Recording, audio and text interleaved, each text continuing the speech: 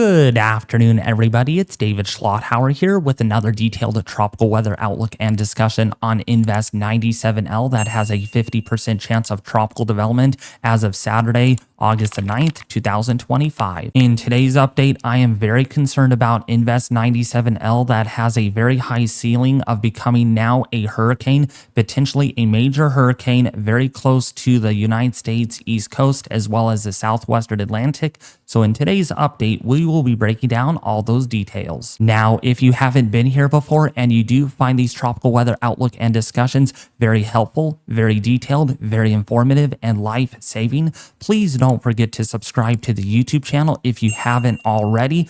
Hit that bell notification icon to get my daily tropical weather outlook and discussions, including live streaming coverage with any landfalling hurricane or tropical storm, as well as hit that like button and share this video with your family and friends on social media. It really helps out a lot. So with that being said, let's take a look now at our GOES 19 true color visible satellite imagery across the entire Atlantic, and we are going to jump straight into tracking 97L that has a very big concern and a very big worrisome to anyone living along the eastern seaboard as well as the Caribbean for the potential for this to become a tropical storm, a hurricane, and even now perhaps a major hurricane very close to the Bahamas here and Bermuda over the next 10 to 15 days.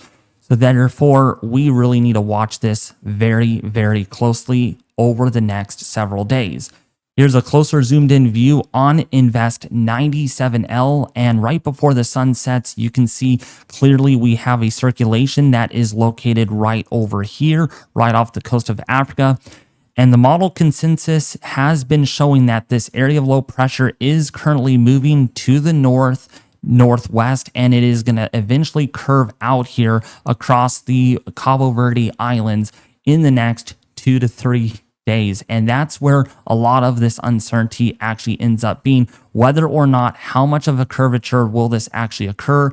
Will it go more out this way, or will it go even further to the north before making that turn out towards the west? There's a lot of uncertainty as of this video. So with that being said, let's take a look now at all of our reliable global computer models, and there is 5 of them. All right, so the first thing that we're going to look here is what is happening off of Africa initially. And this is really important on the evolution of this tropical wave as it moves generally towards the west across the main development region. And so there's been a lot of talk that, oh, this is a little closer to the coast. And so we have our new 12Z model run data in. And what we have right here currently, so as we move this a little further to this afternoon, we do have a wind speed vortex that is working its way up the coast here of Africa before it gets to the Cabo Verde Islands.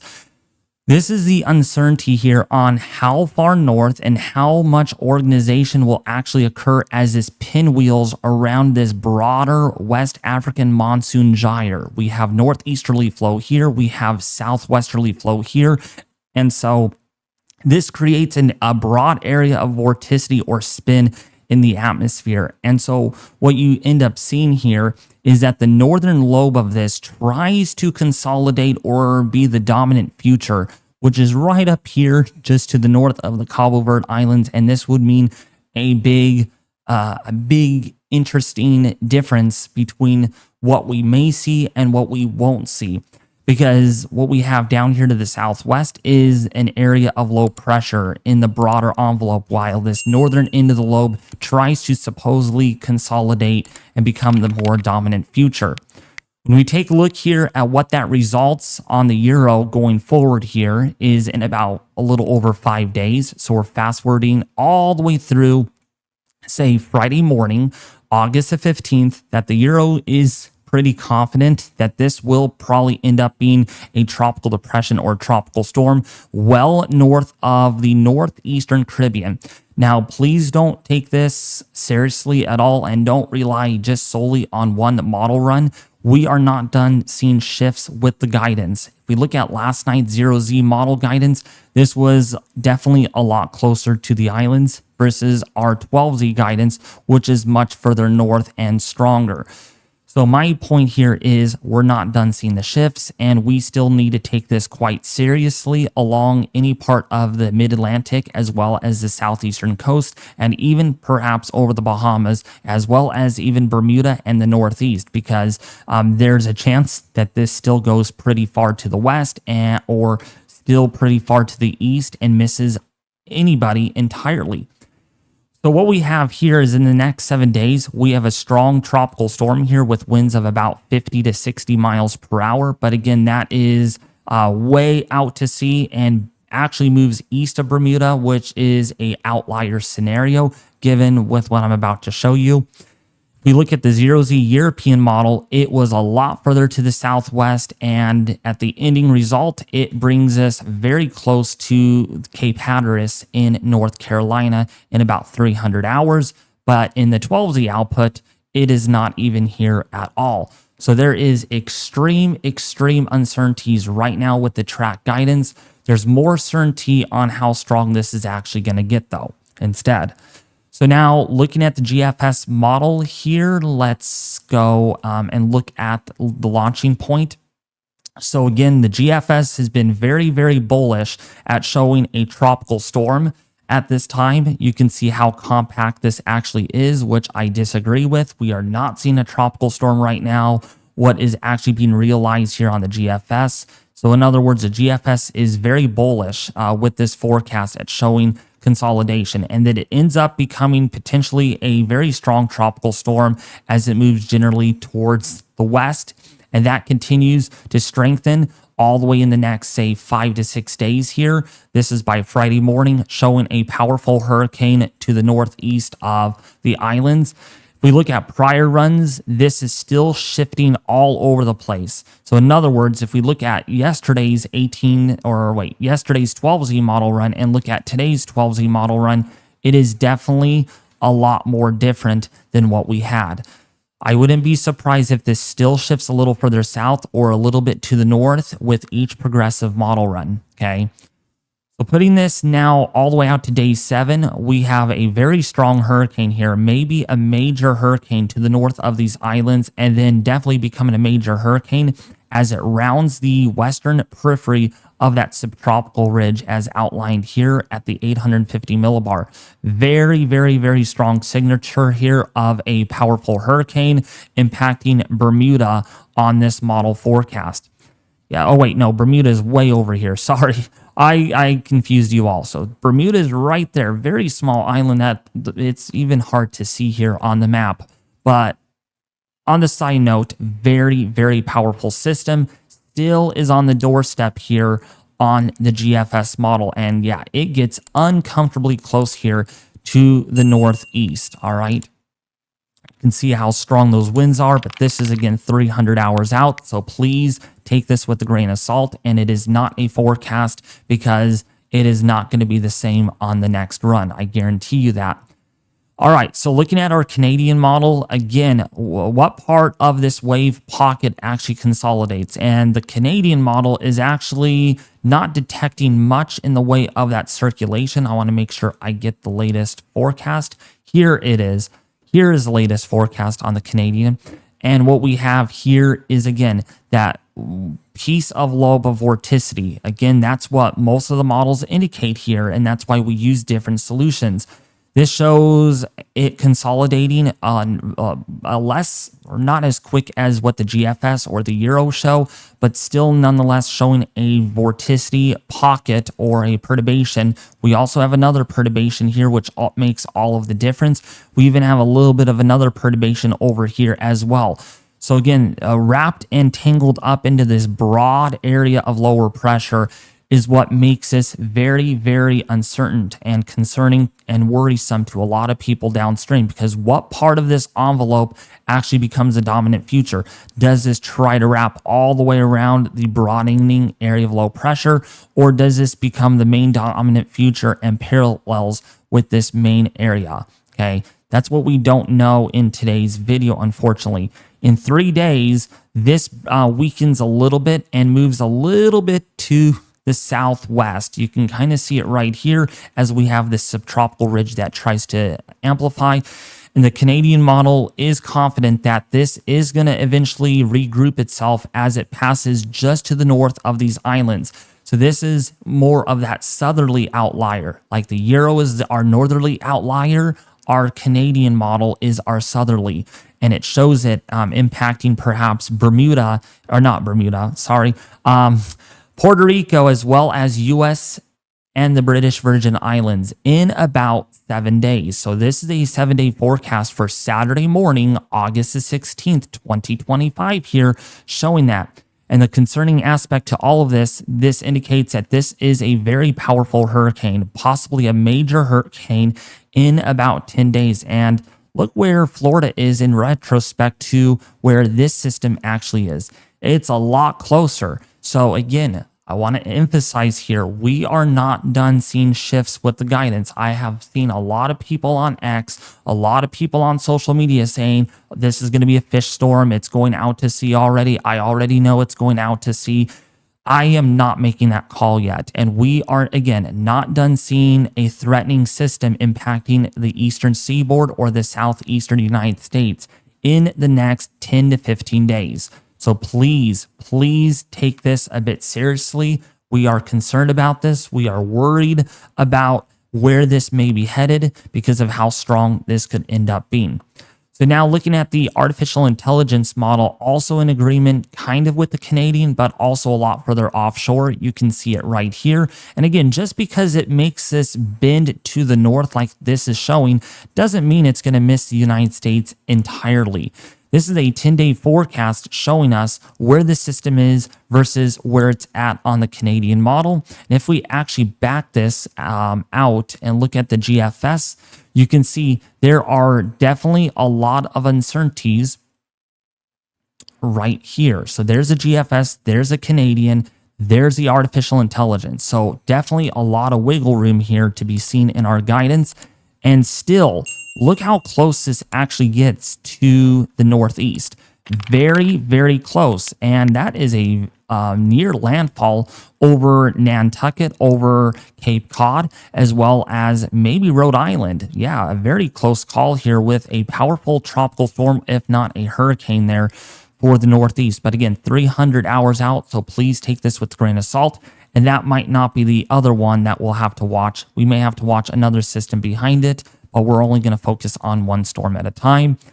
Our last model that I wanted to show you is the ICON model. This is also showing a similar situation than what the European model is showing, indicating, again, this northern lobe of the trough becomes more of the concentrated dominant future.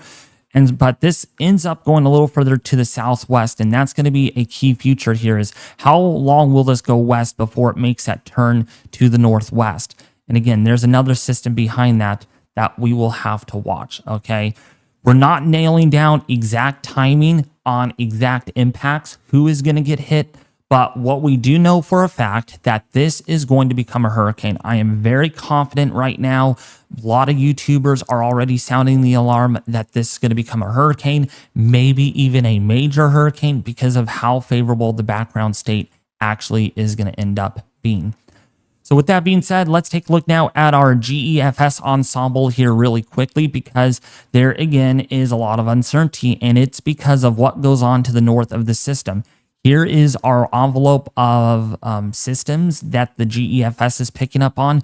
We have this deep layer steering ridge to the north, so you can see the 594 height line contour.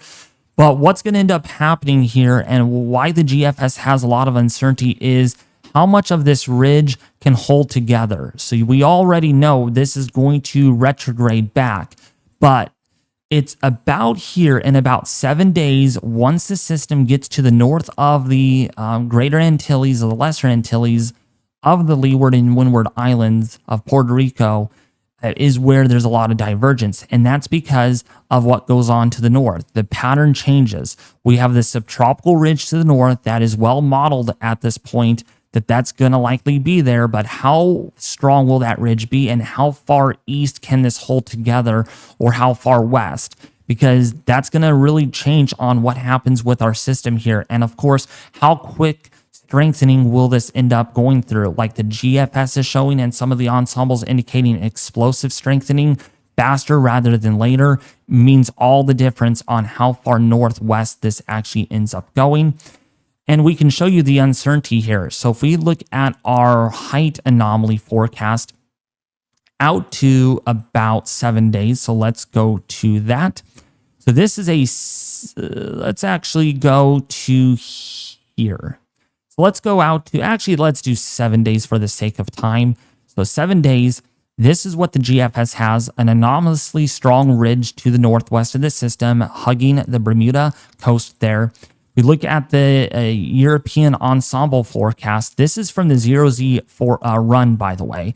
I wanted to make that clear in this video that this is not the latest run because it's the free version of Tropical Tidbits, but I think we have the latest run. No, we don't. So this, we're going to have to use the 0Z forecast and look at the norm anomaly. And going out to the same time frame, we can see there are subtle differences here. The European ensemble shows a stronger ridge pattern that is well established here versus the GEFS has a weaker ridge and a trough to the north that helps to erode the northern flank of that ridge.